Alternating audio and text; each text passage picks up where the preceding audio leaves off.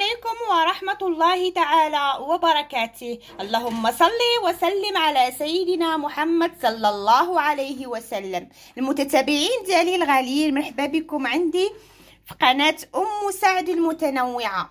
اليوم جيت نقدم لكم واحد الشلاضة ديال الخضر اللي هي صحية ورائعة وكتجي ساهلة وهائلة، وتنقدم معاها الكفته ديال السمك اللي كتجي هائله، واللي كلها عندكم غيقول غير ديال اللحم. وبقاو معايا وبقاو مع المقادير المتتابعين ديالي الغاليين. عليكم ورحمه الله تعالى وبركاته.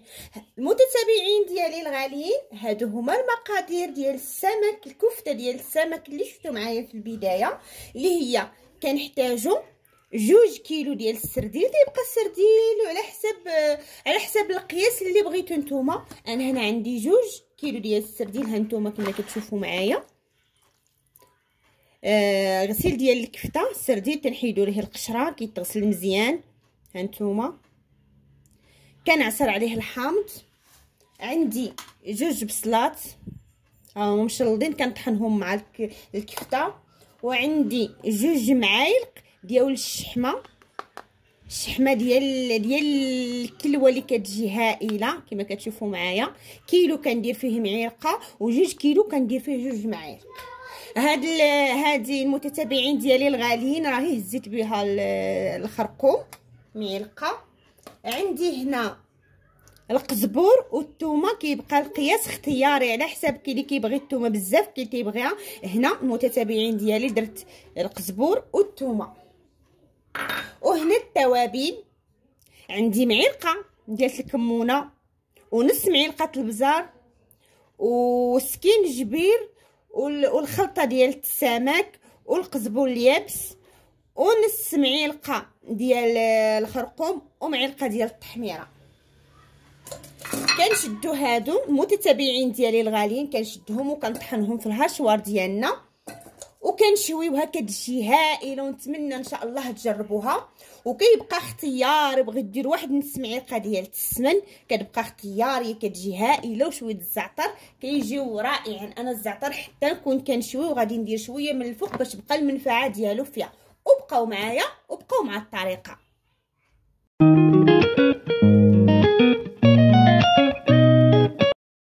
ديالي الغاليين، كما كتشوفوا معايا هذه هي الكفته ديالنا كي طحنتها مع القزبور والثومه والشحمه، كتجي هائله.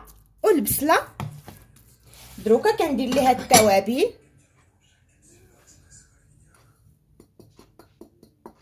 والله ما تشبعوا منها، كتجي هائله المتتابعين ديالي الغاليين.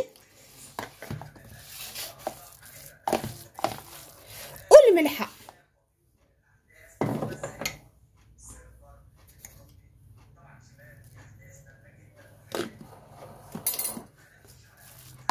قلت لكم السمن كيبقى اختياري، اللي بغى يدير السمن يديرو. وهاد الطريقه هذه المتتابعين ديالي الغاليين راه دايرها لكم في القناه ديالي في فيديو، ولكن ما دايرهاش فيها الشحمه، لانها دايرها مع لاصوص ديال مطيشه، دايره فيها بدل الشحمه دايره الروز، وراه دايرها دوائر، ودايره بها طاجين ديال الكفته. كفته بالروز كتجي هائله. هذه حيت غادي نشويها وغادي ندير معاها شليضه ديال الخضر، كتجي حتى هي رائعه. كنخلط مزيان التوابل. متتابعين ديالي الغاليين، والتوابل كتبقى اختياريين على اللي بغيتو. وما شاء الله راه ما كتجيش فيهم ريحه الحوت مع البصله. ومني غسلته مزيان ودرت عليه الحامض وداك الشيء، والله العظيم كيجي بحال الكفته ديال اللحم، ومع القزبور والثومه والتوابل كما كتشوفوا معايا كتجي هائله. كنبقى ندخل ليها مزيان التوابل. ها نتوما، ونتمنى ان شاء الله تجربوها، ما غتندموش عليها المتتابعين ديالي الغاليين.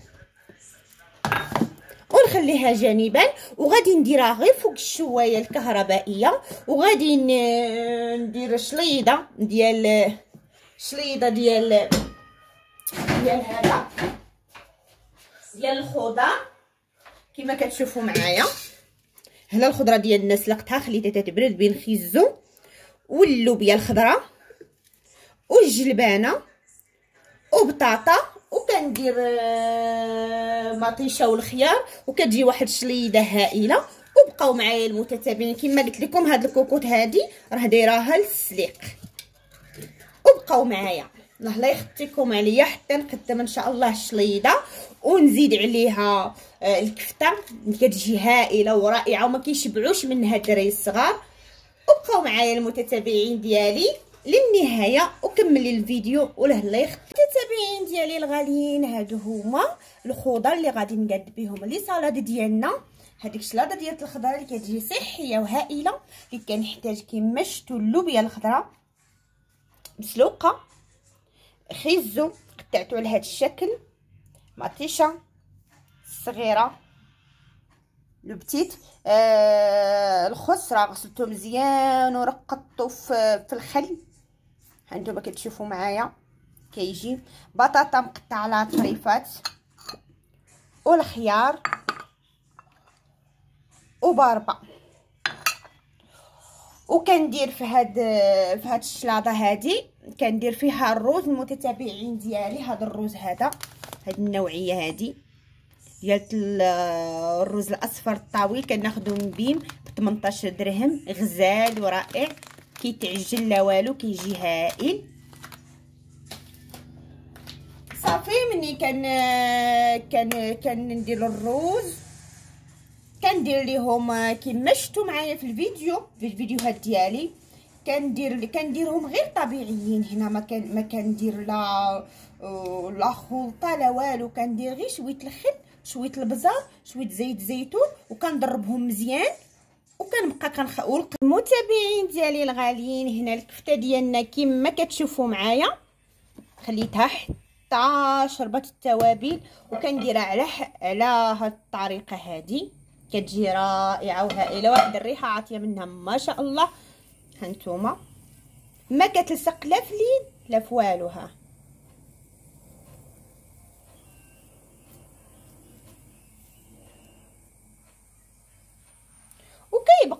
بغيتي الطريقه اللي بغيتو نتوما وحبيتي ديروها كتبقى اختياريه. هانتوما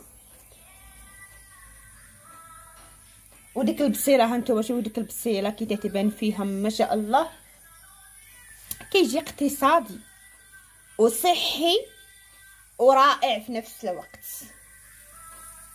وكتفرحوا بها الوليدات. والله اللي كلها عندكم ما غاش يقول ديال السمك. هانتوما وكنبقى بحال هاد الطريقه حتى تنكمل، وكندير انا هي الشوايه الكهربائيه. وبقاو معايا المتابعين ديالي الغاليين. هذه هي النهايه ديال لي سالاد ديالنا كما كتشوفوا معايا ما شاء الله. هانتوما كتشوفوا التبصيل، شلاضه طبيعيه وصحيه 100% غير بالخضر وشويه البزار والخل وزيت الزيتون. هنا عشقتو كندير زيت الزيتون مازال من الفوق هكا، كتجي روعه وهائله. نتمنى ان شاء الله تجربوها. والكفته ديالنا المتتابعين ديالي الغاليين كما كتشوفوا معايا كتجي هائله ورائعه. هانتوما ما شاء الله، ونتمنى ان شاء الله تجربوها ما تندموش عليها. كتجي رائعه وهائله، واللي كانها عندكم ما غاش يقول راه ديال السمك، كتجي بحال ديال اللحم.